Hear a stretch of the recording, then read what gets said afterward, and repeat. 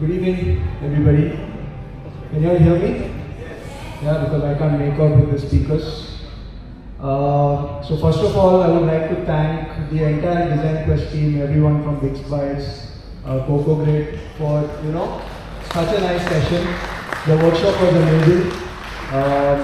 My wife is here today, and she normally is not a technical person, but I saw her like participating with so much enthusiasm, and she came and she spoke as well. So I think that's a win for me for today's session.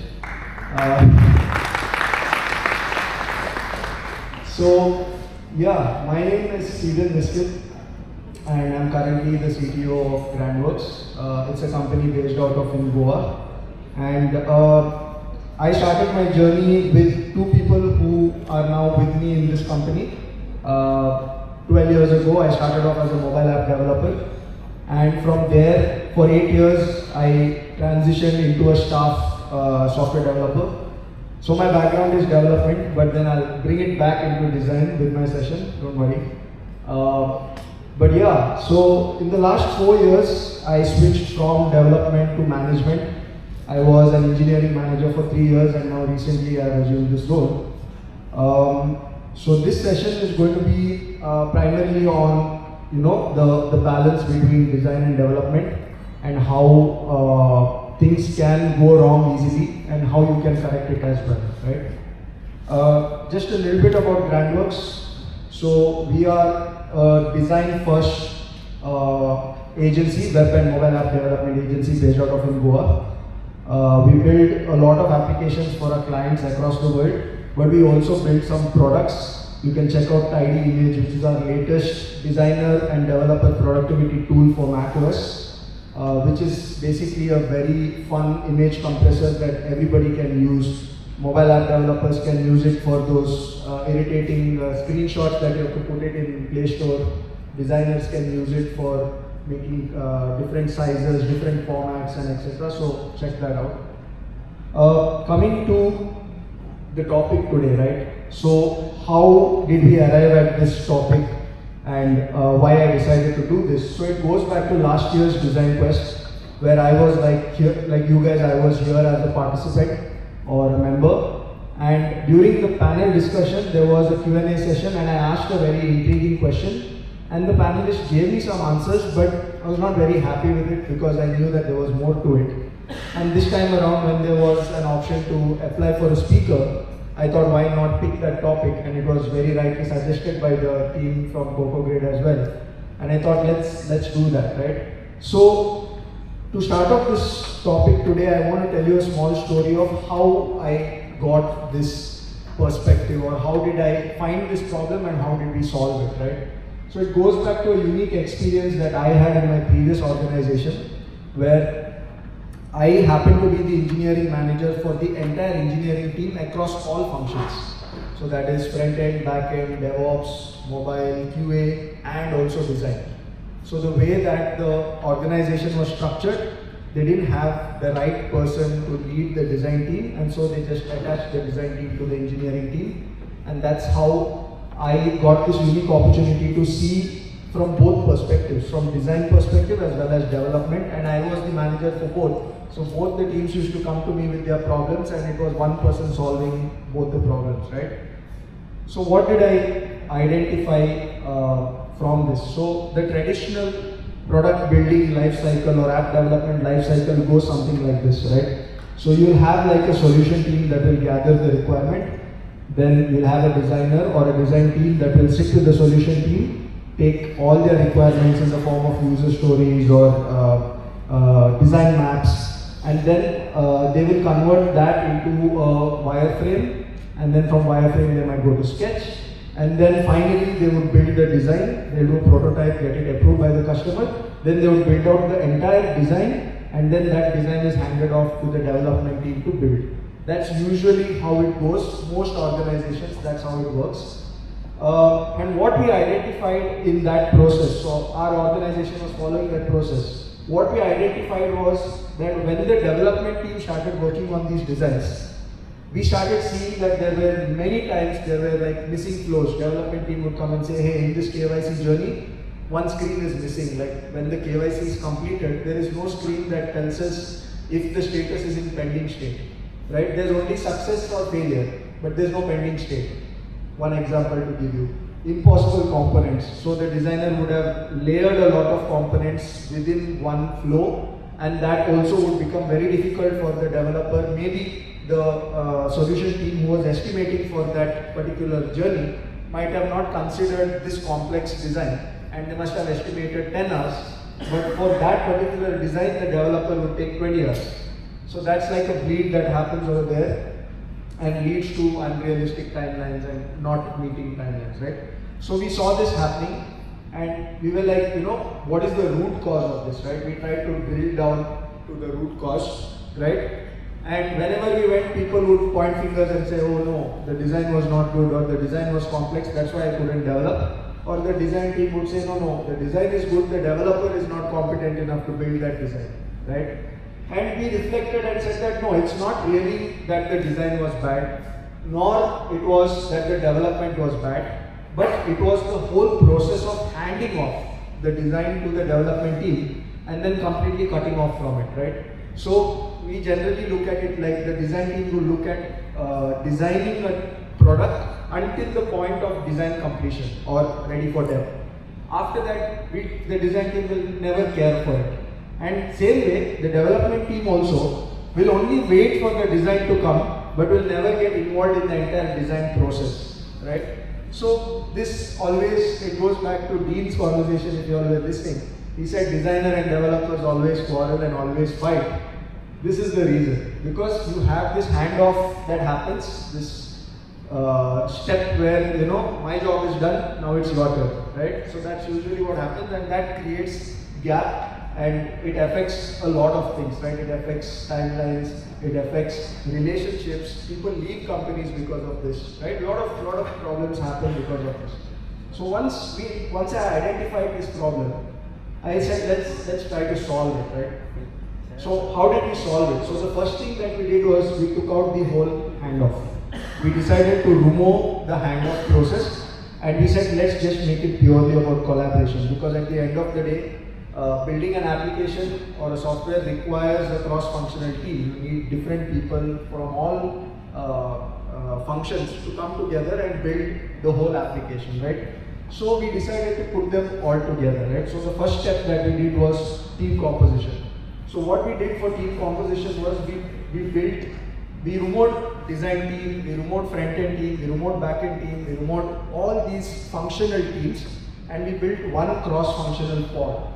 So every cross-functional pod had one designer, or in some cases, if the designs were very minimal, we had one designer supporting two teams. Front-end work, if it was more, we would have two front-end engineers. One DevOps engineer to deploy everything, one QA engineer to test everything, and one or two back-end engineers to build the back-end, right? So this is the first step that we did, where we put them all together so that there would be absolutely no handoff. Everyone's working in the same team, and they are working towards the same goal, right? The next thing that we did was we introduced a concept called as design contracts. So this was extrapolated from another event that we call API contracts, that a front-end engineer has with a back-end engineer, where they sit together and they discuss what they're going to build next, and then they agree that, okay, these are all the fields that this flow is going to have. And so we extrapolated that same concept and we applied it between designer and developer. So what we did was, we created like a 15 to 30 minutes time boxed activity that the entire development team or the front-end and back-end engineer as well as the designer would be a part of, and they would discuss before the designs were being done. So let's say at the point of when the wireframe and the sketch is completed, they would have for that particular journey, like if they're taking like a login flow or a KYC flow, they would sit together in a meeting room or in a conference room for about 15 to 30 minutes and they would discuss. So the developers would say, hey, we are planning to implement this package. We don't have control on the UI for this component. Right? In KYC journey, sometimes we'll implement some integration with some third-party tools. So you don't get complete control on the UI. So now the designer would never know that properly. They would not know what they're going to implement, right?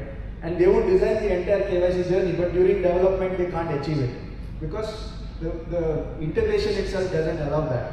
So like that, there are so many key things that designer and developer can share amongst each other, so that there's absolutely no rework tomorrow. There's no confusion that, hey, you didn't tell me this or I didn't know that, because everything is discussed and it's clear. And then there will still be a few plus or minus here and there, but it can be easily solved. It won't be like going back to the drawing board and starting from scratch. Minor changes can be done. So this is the first thing that we did, right?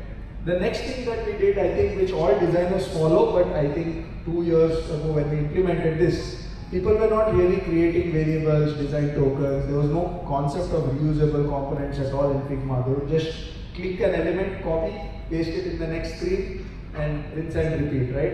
And then your Figma would be so huge and complex and take so much time to load. So we emphasized and we enforced that they use all of this.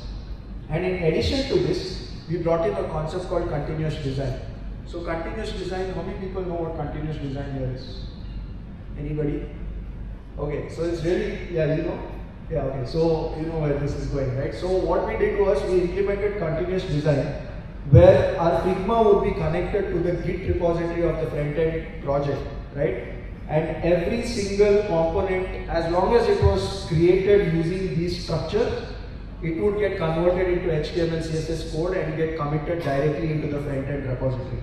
So if the designer changes a corner radius from 8 to 10, he even need not tell the developer that he has done that. It would directly reflect in the Git repository, and the next time the developer pulled the code, the updated design would be there. So of course there was a lot of research needed to be done, and there's a particular way that it needs to be implemented. But as long as you do it that way, it simplifies so much of things, and it also reduces a lot of time required. Like the front-end engineer does not need to build or design all these pop-ups and all these alert messages and all. These are all simple components which can be directly taken from Figma using the continuous design concept, right? So that's what we emphasized on, using variables, design tokens, reusable components, and that also made our Figmas load faster, and it just everything worked seamlessly. The next thing that we did was we introduced the same concept as UAT or user acceptance testing, but for designer, and we called it DAT, designer acceptance testing. And it's a very simple thing where we ask the designer who designed the application or designed the flow to sit with the application, the final application, and test it, right? In most cases, the designer never sees the finished product, right? You design something and that's it. You may or may not, like if you are interested, you'll probably go and see the finished product. But most cases, in my experience, people are not really that interested. But adding this one step forces them, or it implies that they have to go and test it. It is part of the workflow. And when they used to go and test, they are not looking for functional bugs. They are not looking for any kind of missing features. But what they are checking is whether the finished product is doing justice to their design. How is the look and feel? Is it working as they expected? Is the transition, is the animation smooth and exactly how they envisioned the product to be? That's what they are looking for here. And this step is very smartly placed before the client sees the product, right? So we put it at the end of development after the QA team has tested, so all the bugs are already weeded out. And then this DAT phase happens where the designer tests. Sometimes they'll test multiple flows depending on how free they are. Sometimes they will test one single flow. And they would pass on a report back to the development team, where it might not be needed to fix immediately unless it is something very critical, but mostly it is very cosmetic things, like they must have missed some small padding here and there, or maybe a website that is being viewed in mobile view might not be adjusting properly. So those kind of things, they'll pick it up here, and one layer of polish can get added to the entire product, right? So this is something that I saw in my journey as an engineering manager. I was able to streamline this process, and I think it's a genuine problem that almost all organizations face in some form or sense, especially if the design team is a separate team and the development team is a separate team. There's always a need for these kind of process improvements or additions in the workflow of the development journey that can simplify things and it can reduce your rework effort. It can reduce a lot of friction. It can reduce like bad relationships. I think I've seen so many people not talk to each other because one made a design which the developer refused to build because of certain time constraints, or there's so many stories that I have just because of these problems, the handoff problems. And I would like to, come to the conclusion where I want to point out and let everyone remember that products don't ship when design is done. Like marking a design as done doesn't mean that it's completed, or it's a team, a cross-functional team that comes together where the designer designs the product, the developers build the product, the QA team tests the product, and then the DevOps team deploys the product. Only until that is done, the product is live and then it gets into the end user's hands. And that's how I would like to end. Thank you so much for listening to me. I know it was very quick, but that's the whole point, right? It was a lightning talk. Open for questions if anybody has any questions that they would want to ask me. Anyone? Yeah. Someone give them a mic.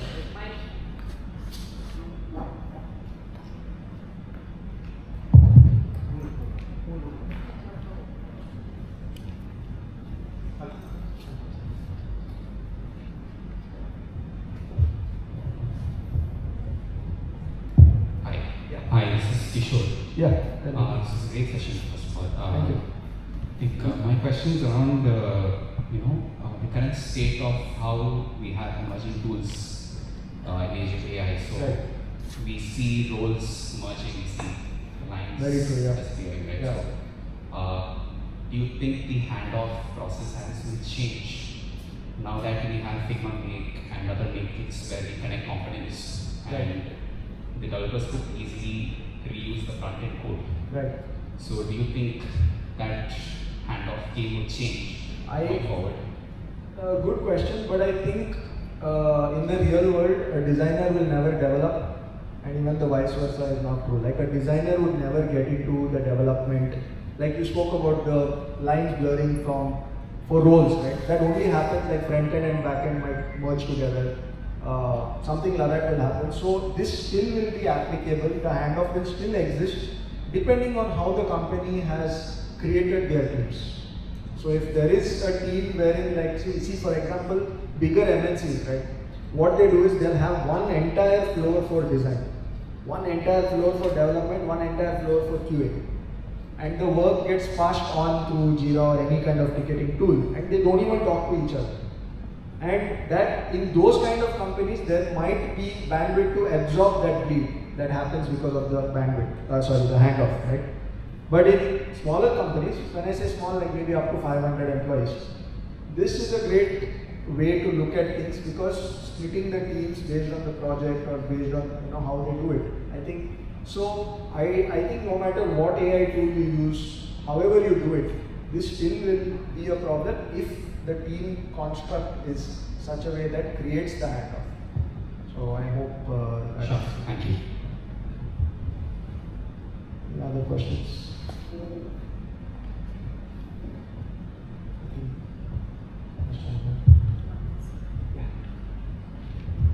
Yeah, hi. Great session, first of all. So you did tell something about continuous design process. Yes. So this is something I was not aware of, but Okay. I wanted to know how difficult is it to implement? Like we connect Figma directly to it, or is it something like code connect? It's kind of like, so we use AWS, we use Amplify, and we kind of build the connector. So today it's more straightforward, and it depends on what kind of environment you're in. Like if you're GCP, it might be a different implementation. But essentially, at the core, the theory is very simple. You connect your Figma to this continuous design tool, and it runs every time and keeps checking every time an update is made in your Figma. It runs and it converts that on the fly, and then makes a commit to the Git repository. Yeah. There is something called code connect. Yes, it can be. That also can be used to do the same thing. Yeah, to achieve the same thing. Yes. Just wanted to know how difficult it is. It's not difficult for designer.